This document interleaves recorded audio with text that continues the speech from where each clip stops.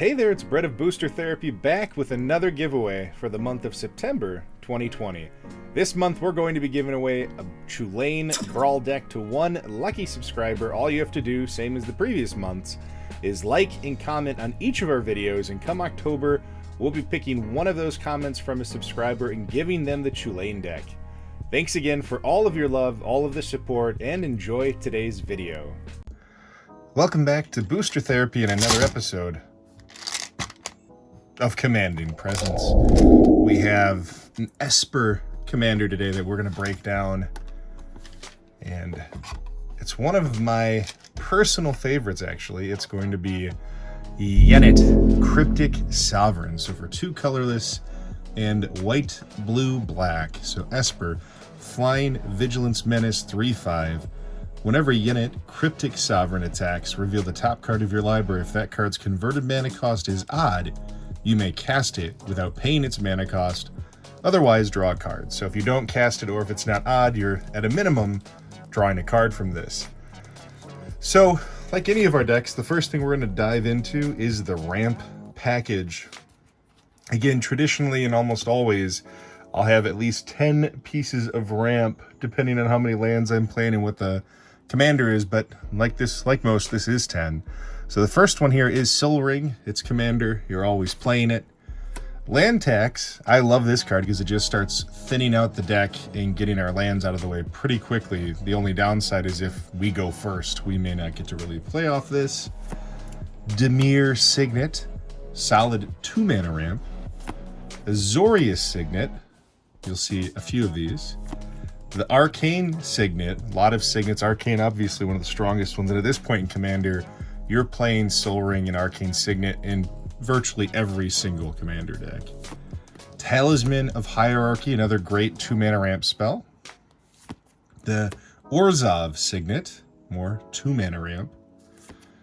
Chromatic Lantern, I love this one. I love 3-mana ramp, and to completely fix all of your mana across the board is fantastic. Coalition Relic, similar to Chromatic Lantern, it doesn't fix all of your lands, but just giving us a little bit more utility in how we build our mana. And of course, the Smothering Tithe, because if you're playing white, it's a card that feels like it just always needs to be played. The next we're going to talk about is our card advantage, but also a bit of how we stack the deck in our favor. The first thing is Jace the Mind Sculptor. So we get huge card advantage off of this, but also brainstorming works really well with Yennett. Getting to draw 3 cards and then take any card from our hand and put it on top of the library is huge. It really helps us to put those odd cards that we want to cast for free on top so Yennett can hit its trigger. Rhystic Study, because we're playing blue and like playing white and Smothering Tithe. Blue, Rhystic Study. Plus we get to ask, do you want to pay 1? Demonic Tutor, just, one of the better tutors in the game. It's fast, it's easy, it gets us whatever we need. Doom Whisperer, so it's an odd mana spell, so we can cast it for free with Yennett, but also getting to Surveil 2 for 2 life is fantastic. We can really, again, stack our deck with this one or get it out of the way if it doesn't benefit from Yennett's attack. Scheming Symmetry. One, we get to make a friend, hopefully. Making deals is always good in Commander, but on top of making those deals, we're putting something on the top before we attack with Yennett. Sensei's Divining Top, one of the most perfect ways to stack our deck. Getting to pay 1 and look at the top 3 and reorder is huge. Thassa, God of the Sea. Scrying 1 every turn is exactly what we're looking for.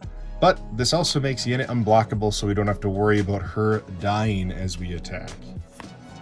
Mystical Tutor, it's an instant speed, so we can do it at the end of somebody's turn if we need to pull one of our protection spells. But also, we can get any instant or sorcery and put it on top and then attack with Yennett. So Mystical Tutor is even more valuable in a deck like this. Brainstorm, because like I said earlier, brainstorming is a huge benefit for card advantage in this one, getting to put that perfect card back on top. Soothsaying, it's kind of doubling down on the Sensei's Divining Top aspect, getting to pay X and look at X to reorder it. And, of course, Long-Term Plans. So it's a great tutor spell in general, especially in blue, but it puts it 3rd from the top so we can kind of plan our next few moves. Next, we're going to talk through some of our removal and protection. So first, we'll go over some of those counter spells, but we'll talk about our removal along the way. So the first one is Arcane Cygnet. In a 3-color deck, I love this counter spell. It just purely counters something, and we get to draw a card from it. The downside, obviously, is our opponent draws 2, but still very valuable. Vindicate, destroy any target permanent. It's also an odd mana cost, so we can cast it with Yennett for free. Wrath of God, it's just a great removal spell. We're not super creature heavy either, so if Yennett keeps getting removed, this is just our way to control the pace of the game and slow things down. Toxic Deluge, it's also an odd mana, so we can cast it for free, but more importantly, it's just a really good removal spell, getting rid of indestructible creatures.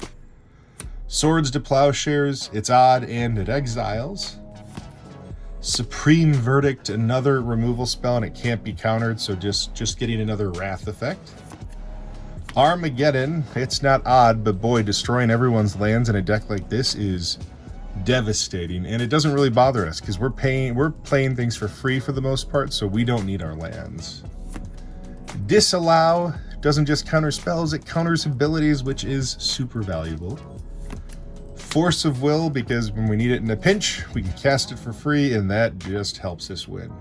And protect our lovely Yennett. Mystical Confluence, it's an odd mana cost one, but a very high utility counter spell. I love this one in Commander even more than something like Cryptic Command, especially when you're playing 3 colors. Cyclonic Rift, it's the best removal spell in Commander. I just highly recommend playing it anytime you get to play blue. Path to Exile, it's another odd mana cost removal spell to exile any creature. And of course, Counterspell, to counter anything that they use to try to kill our poor, lovely Yennett and our engine.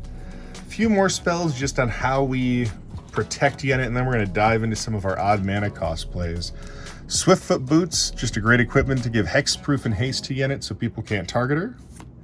Whisper Silk Cloak, giving Shroud so we can't target Yennett, but also making it unblockable so we don't have to worry about attacking.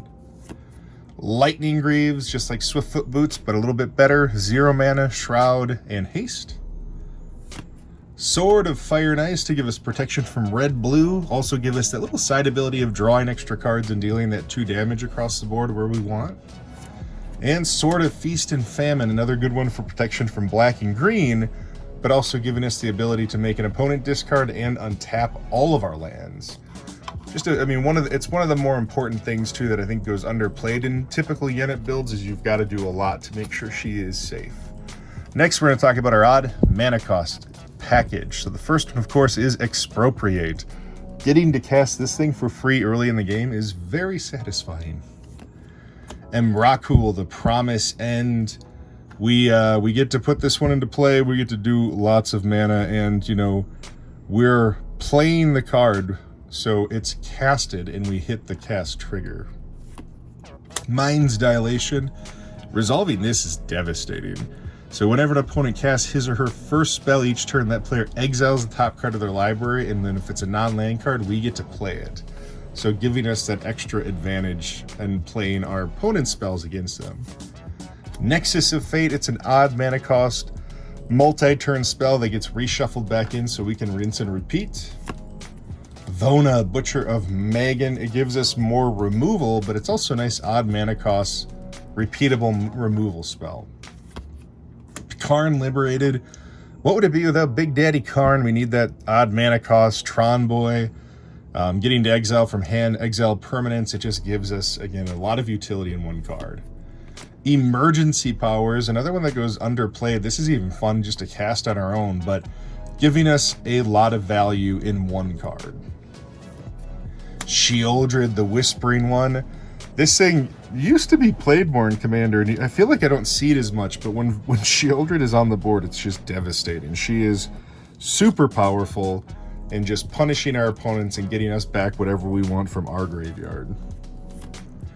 Artisan of Kozilek, again, we hit the cast trigger here. It's also just a 10-9 Annihilator 2. That's an odd mana cost that we can get out right away, so I love this card for a lot of different reasons. Elish Norn, Grand Cenobite, another Praetor that's worth getting into play, just devastating in all ways, really sets back a lot of those token decks and really amps up what we're doing. In Garrick's Wake, it's an odd mana cost, destroy every opponent's creatures and planeswalkers. So getting to hit that, destroy everything that's not ours is great. Magister Sphinx, it's a 5/5 fly-in. More importantly, it just sets somebody straight to 10 life. Blatant Thievery, so we can steal a few things from our opponents and use it against them. Similar to Expropriate, just not the sweet extra turns. Ulamog, the Infinite Gyre, another big Eldrazi where we can hit the cast trigger and get a devastating Annihilator boy on the battlefield. Plague Wind, so similar to In Garrick's Wake, just not quite as good, but very, very powerful. Destroy all creatures that we don't control. Runescarred Demon lets us tutor up any of the cards we need to protect Yennett or to advance our board state. Void Winnower, we can make it so our opponents can't even anything. No even spells from our opponents, plus it's an 11/9 that's going to come out there for free.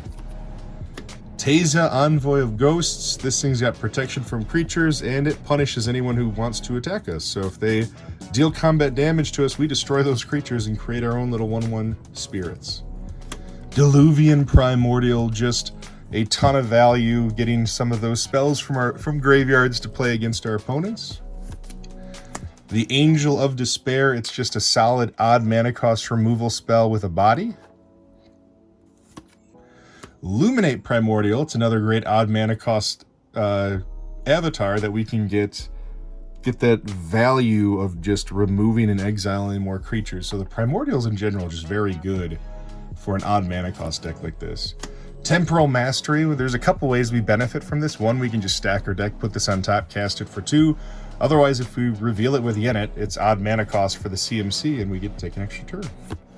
And of course, one of my favorite pet cards, the Corrupted Conscience. Steal one of the most deadly targets on the board, give it Infect, and then beat into our opponent. And that really is Yennett. I'll do a quick scan of the lands for anyone who is curious. If you want to look at all of the lands in this deck, if you want to get a full view of how I built this, there is a link in the description below for our TCG Player Affiliate program. It also is a straight link to the deck list for this Yennett Cryptic Sovereign, and it really does help us out. So please check out a lot of those links in the description below. Make sure you like and subscribe to our channel. And that is Yennett Cryptic Sovereign. I hope you enjoyed this build. This is, again, one of my favorites. I have a ton of fun with it. And until next time, this is Booster Therapy. You have a wonderful rest of your day.